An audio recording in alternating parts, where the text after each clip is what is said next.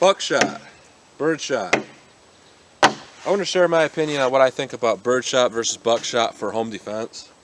There's a lot of opinion on it. A lot of people like the stuff that's in between. They like small buckshot or large birdshot or turkey loads.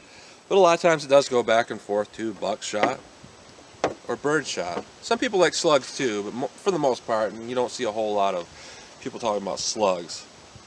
You usually have two people. Ones that say, well, you got more than two people, but a lot of times, 40% and the other 40% can say, hey, I want birdshot. It won't go through walls. It won't over penetrate, but it still does the job up close. The other people say, hey, I want buckshot. I don't want none of that crap. So I'm going to open these up, take a look at them, and then I'm going to give my opinion on them, because I do have my own opinion. So what we got with the birdshot is itty bitty bitty bitty pellets. Here we go. Very small. That's all you get with that birdshot.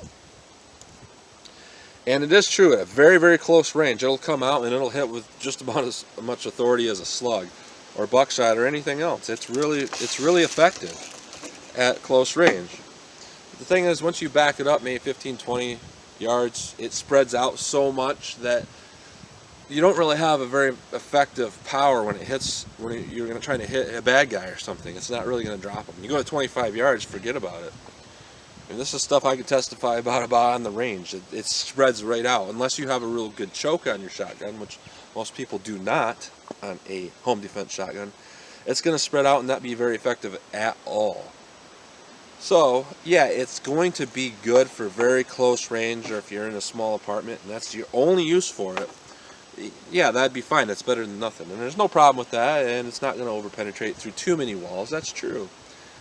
But if you only have one gun, and you look outside and it's red dawn and there's some people coming across your lawn with automatic weapons, you're screwed with that. You're not going to have any hope. Now with the buckshot, people act like buckshot will penetrate so far, but to be honest with you about what buckshot ballistics are like, what they are like is they are like a small handgun caliber, but many of them. That's really what it equates to. I mean, they're double-aught buckshot. There's usually about 9 of them in there. And I'll try to get some of this filler off. You got 9 pellets. I think they're 50 some odd grains. It's been a while since I've looked up statistics on shotguns, but it's like 50 some odd grains, and they're about, I think 33 caliber. So they're kind of like a 32 caliber handgun round, pretty much, but a little bit lighter. And the amount of energy per ball, it's usually about the power of a 38 special round. But instead of 1, you got 9 of them. So you got 9 38 special rounds going off. At close range, that's going to penetrate more than a handgun round, because they're all going to be like right together, packed together. But once you spread out to 7 yards, it's probably going to be about as much spread as what I got on the table there. Still pretty close. You get out there 15 yards, you might be looking at more something like this. And you get out to 25 yards, you're going to be a spread of about like this. Something like that. But instead of, at 25 yards, you're going to have the same spread on the birdshot. And you're going to have, let's say, two little bird BBs hitting you at 25 yards if you're the bad guy, versus maybe a couple of the buckshot balls hitting you at 25 yards. So you can see how at a little bit more of a distance, you're going to be a lot more effective with that buckshot.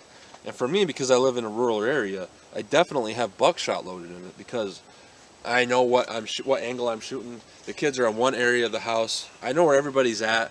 I'm not going to be shooting willy-nilly into walls. I'm going to be shooting the bad guy. And at close range, it's going to hit in a tight enough pattern.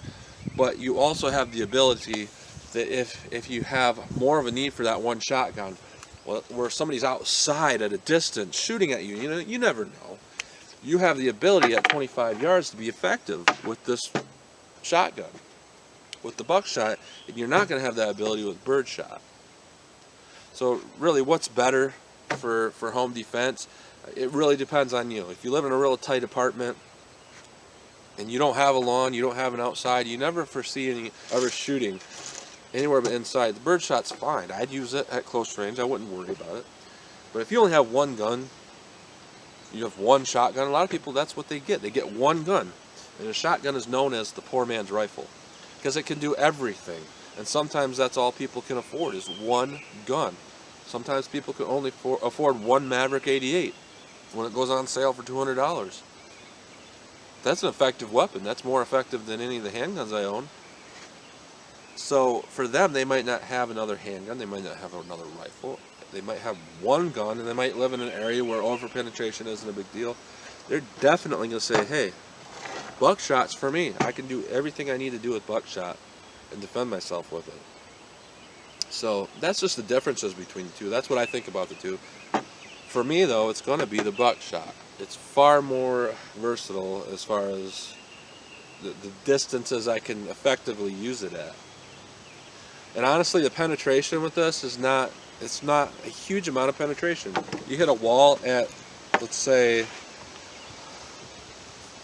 I don't know, 10, 15 yards, it's not, they're not all compacted together. They're going to be spread out to where it's like multiple handgun ballistics, and even a little bit less penetration than that because they're light. So the only thing that they cannot do effectively is shoot a long distance effectively, and that's because buckshot balls are not like bullets. A bullet will shoot accurately and it'll continue to shoot accurately for a long distance. A bullet, a slug, whatever. Round spears, well, they'll spin this way, they'll spin that way. You never know which way they're going to spin, and they might start to spin upward and downward or to the side. Whichever way they spin, they start to go out or up instead of continuing on a spiral forward. So at extreme long distances, your buckshot's not going to be very effective. Neither is your birdshot either, but I'm just making that point. So this is what I think about these two different loads for home defense. I think you got a lot more versatility with this, but definitely for very close quarters, apartments, what have you, birdshot's a little better. So just wanted to share my opinion. So thanks for watching.